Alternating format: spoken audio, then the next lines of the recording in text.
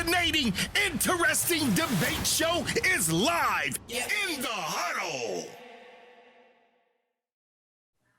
Hi, ladies and gentlemen. Hi, how y'all doing?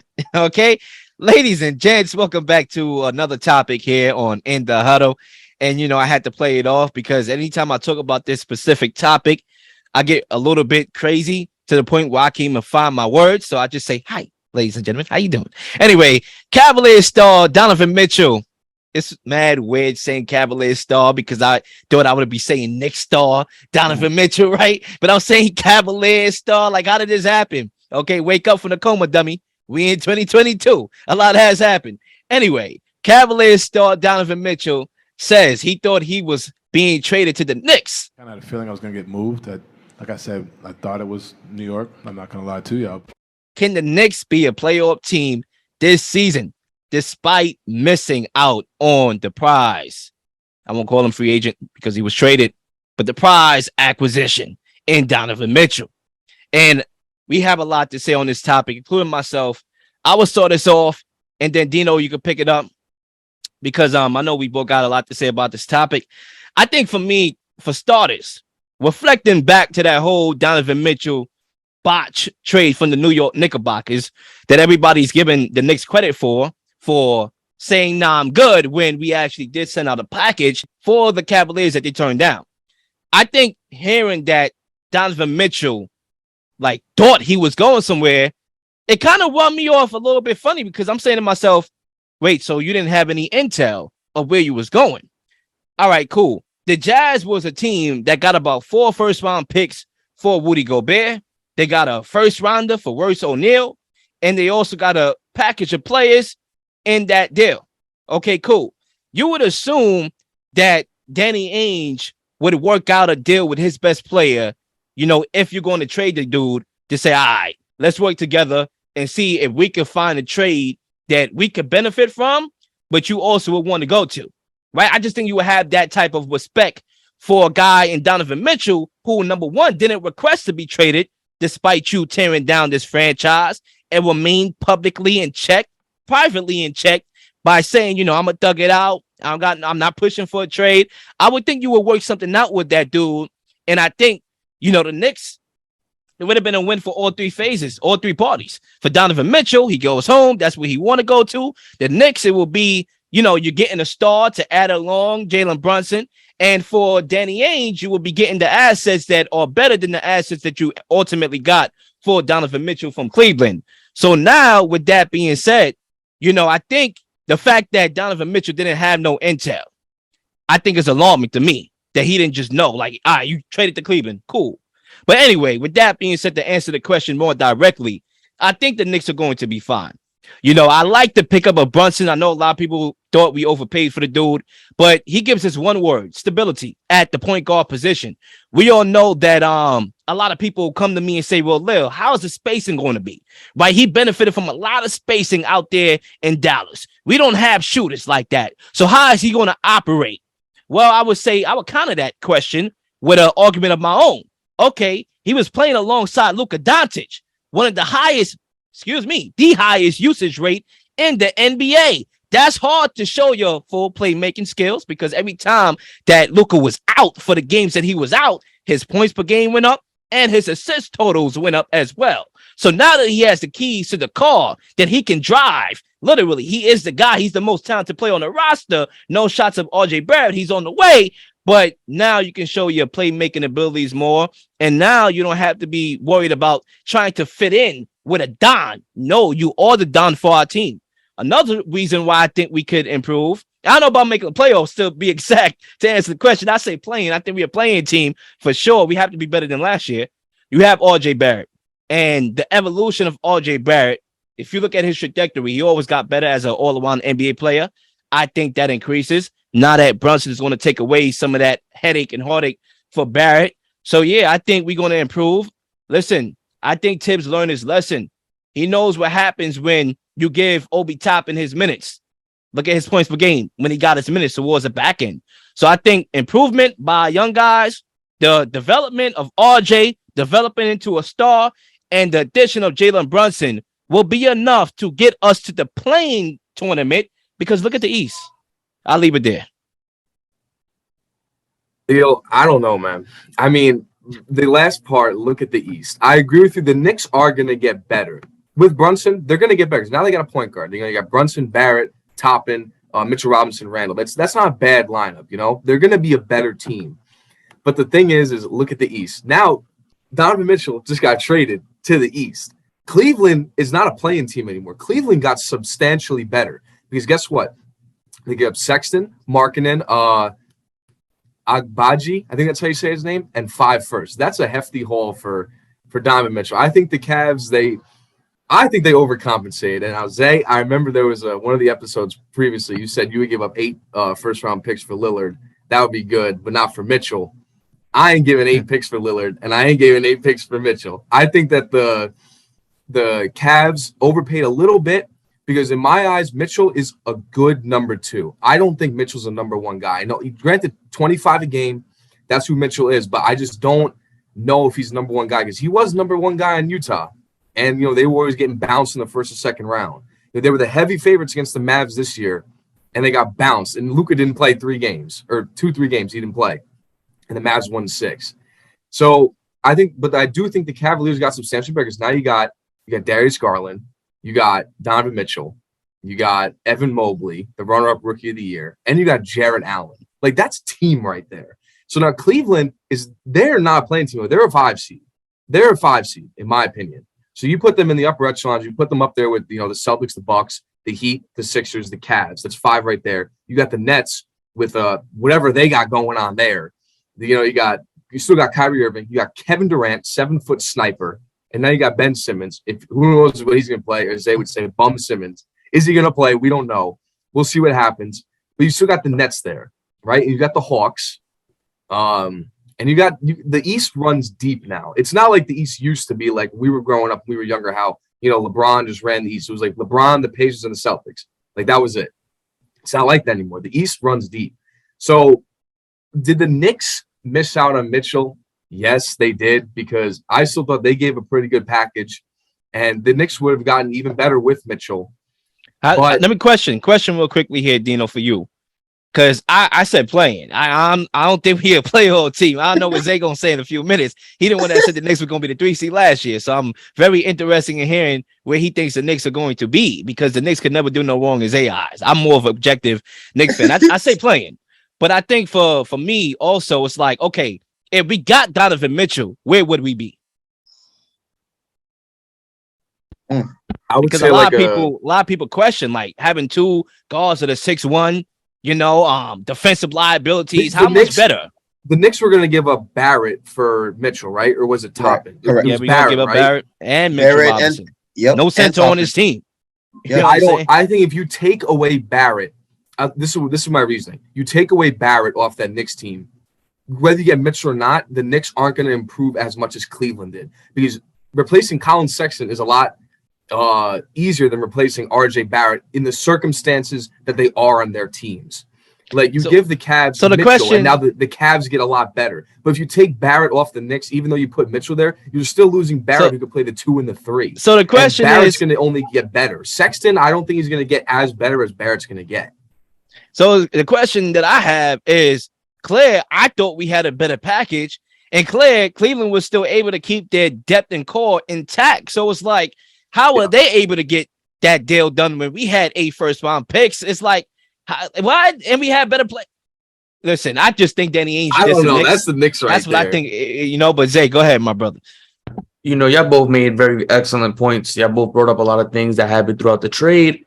And for me, I believe the Knicks will be fine and will make the plan despite missing out on Donovan Mitchell, because we re-signed Mitchell Robinson. So missing out on Donovan Mitchell. Here's why.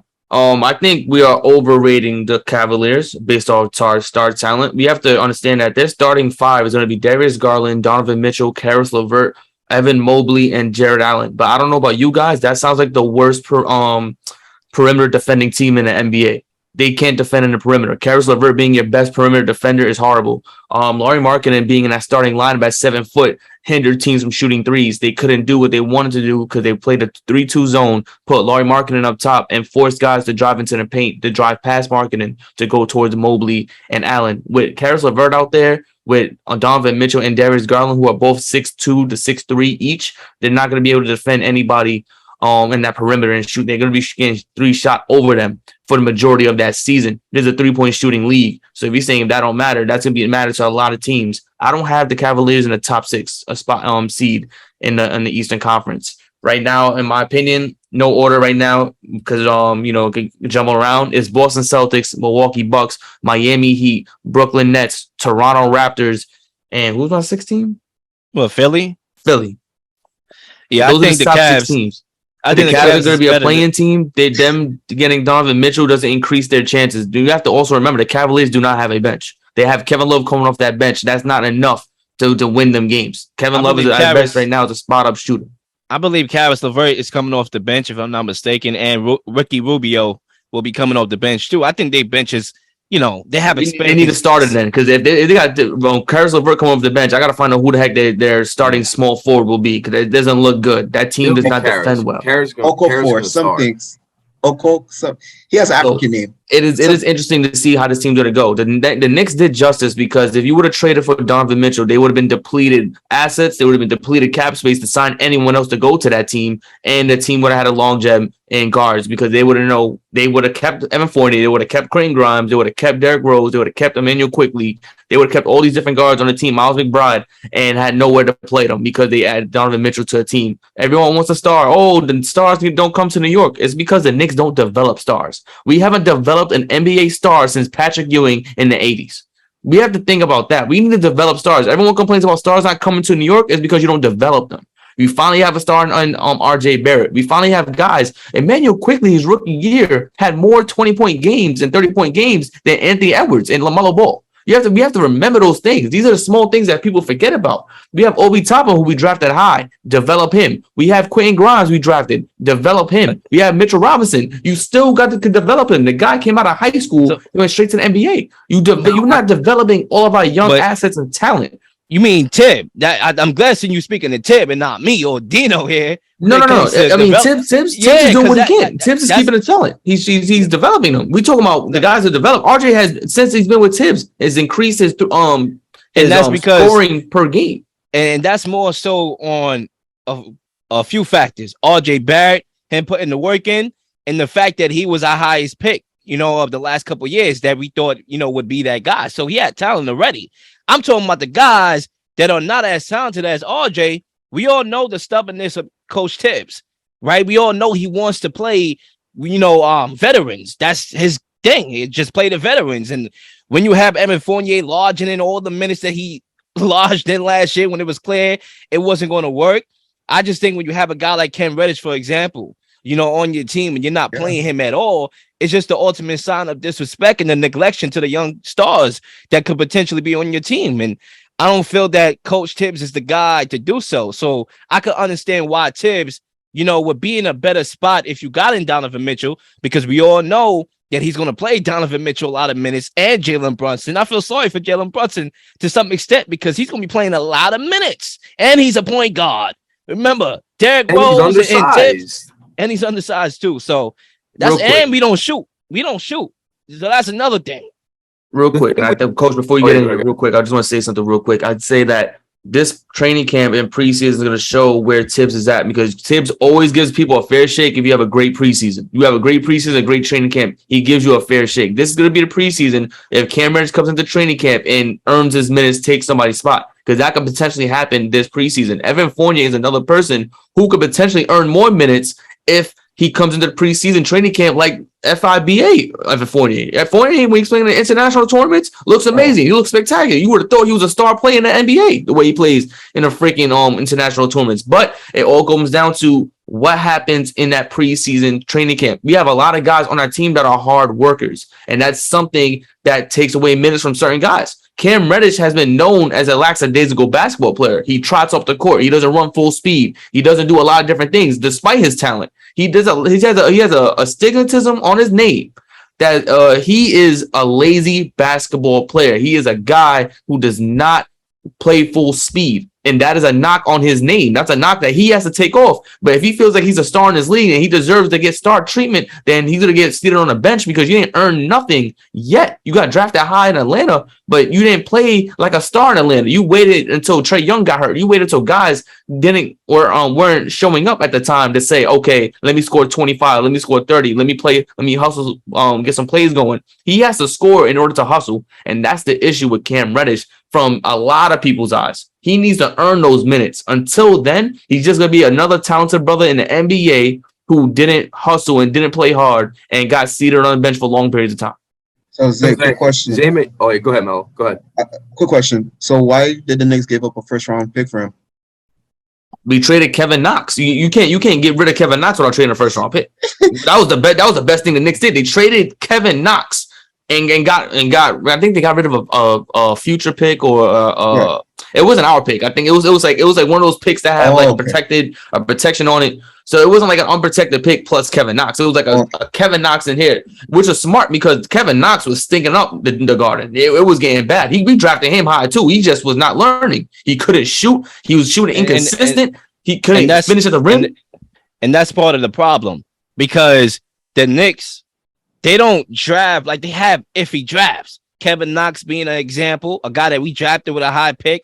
We drafted him over Michael Porter Jr. Exactly. And we drafted Frank Ntilikina over Donovan Mitchell, who we could have drafted and not have to worry about Danny Ainge dissing us. It's like, okay, we miss out a lot on draft picks. So, and we not playing the young guys like we supposed to. So, and we not getting the free agents that we supposed to. It's like, yo, how do we win, bro? And a team that nobody mentioned here is the Bulls. They got DeMar DeRozan. They got Vucevic. They got a decent team that, was healthy at one point. If they were healthier, they probably could be a little bit more competitive. It's like, okay, you go through all these teams. It's like the playing game. I said it with confidence. Now I'm thinking about it. It's like how much better Ori, bro? Like real talk. Because we need talent to win. I'm sorry. I don't mean to laugh, but it's just like, being a Celtics fan, like I have my own experience of misery and not getting Kevin Durant. If we got Kevin Durant, I think we're winning the finals. But we didn't get Kevin Durant. The East is wide freaking open because you got all these freaking teams that are – the East is like 10 teams deep. Like all these teams they're good and they can make a run at the given time. And Zay, I want to go back to your point about Cleveland not having good perimeter defense. I agree with you on that. But what the thing is Cleveland, like we talked about, they gave up less assets that are going to make the team worse to get Mitchell than the Knicks would have. So Cleveland, they got better. And I got to say, Cleveland's like a 5 seed. And if you look at the 5 teams I say are ahead of Cleveland in terms of the standings, I go Boston, us, Milwaukee, Miami, and probably Philly. What about Chicago? All those teams. Chicago. Why are you guys disrespecting Chicago? Chicago's a 6. I think they don't play defense. 6 or 7. Plus, Chicago can't stay healthy. They got Lonzo. I love him, but he's been out since the Nets, 2021. The Brooklyn Nets. They ahead of them. Yeah, but we saw how they were last year, and they were healthy. But I mean, Kyrie being part-time and everything, but. I mean, we don't know. We don't know what to expect out of that's because they're so dysfunctional as well. New York basketball is dysfunctional. Who is going to give them problems from deep? Because this ain't the Western Conference.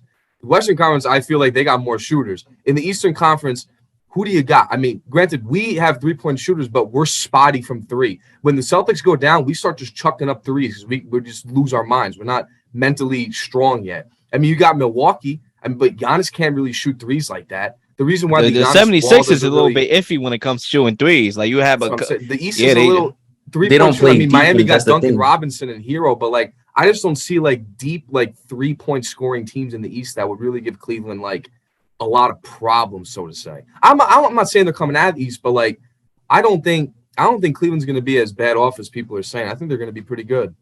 The issue is that when you're playing in a zone in Cleveland, which Bickerstaff loves to play, Garland and Mitchell's going to lose their guys because Garland wasn't playing defense most of the time, especially when that playing game happened. Garland was losing his guy majority of the time. Mitchell is another guy who loses his guy. If you're playing a zone, you're not playing man, you're not accountable for an actual individual. He's going to lose the guy. He's not going to find him. He's not going to know where to play in the zone. And then Karis LeVert being your best defender, he's an average defender at best. But if you're talking about your best defender, he has to guard the best offensive player on the other team. He can't do that. One more thing. Y'all mentioned Michael Porter Jr. getting drafted in the 15th round as if we didn't realize he had a back injury. The only team in the league I know that took in the league that I was willing to the risk. No. The only team in the league that could take that chance was the Denver Nuggets because they had their star point guard. They had Gary Harris at the time, who was supposed to be the star shooting guard. Kevin Knox Jokic. I get that, but what risk could the Kevin Knicks have taken by taking him? The Knicks have nothing to lose. They should have just taken him anyway. No, but it was a first round pick. You gotta take Michael Porter Jr., who may not play, and you just he'll sit. Like you can't do it. They didn't have the chance. But like Denver gave him a max contract. Denver gave him a nice $200 million contract. They have that. They could do that.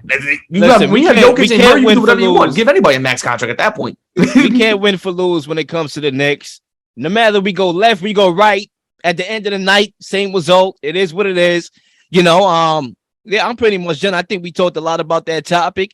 The only thing I'll leave us with is going to be very interesting if Cleveland and the Knicks are both playing teams, despite the acquisition and transaction of Donovan Mitchell for Cleveland, and despite us missing out on Cleveland. That'll be a very interesting storyline. And I think that'll actually be a blessing in disguise for Knicks fans, even if we had to play them and we lose, because it's like, all right, you did all that and we was going to give up all that and y'all barely beat us to make the playoffs. We'll have you at to see. Ladies and gentlemen, we'll be right back, moving back to the NFL.